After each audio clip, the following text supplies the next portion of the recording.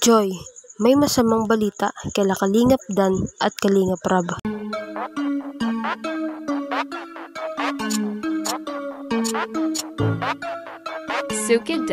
Binisita nga ni Kalingap Dan at Kalingap Rab si Joy sa kanyang apartment.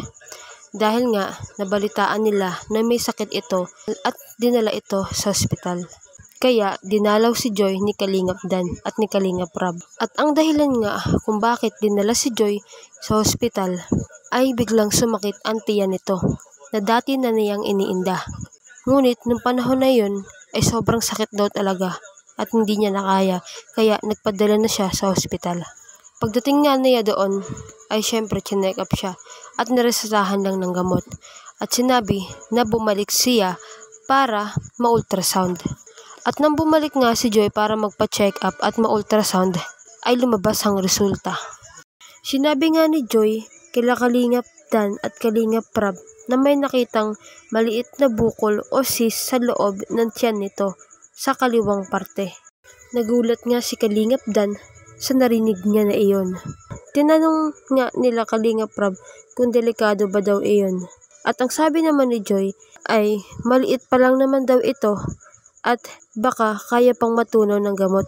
Kaya may nireseta kay Joy na gamot.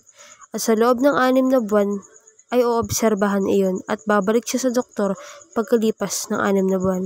At sabi naman ni Joy na ang mga gamot na nireseta ng doktor ay inumin niya lang daw pag tuwing sasakit ang kanyang tiyan.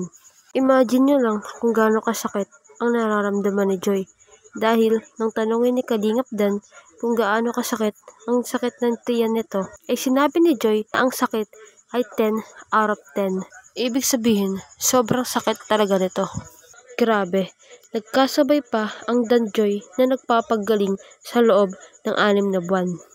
Bakit?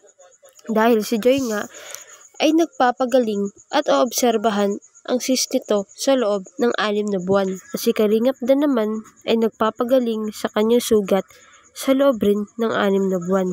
Pero alam nating pagsubok lang ito ng Dan Joy at kayang-kaya nila iyong kalagpasan. Maraming salamat po sa panonood at pakikinig. Please do not forget to like, leave a comment, share, and subscribe po sa aking munting YouTube channel. Maraming salamat po. God bless us all.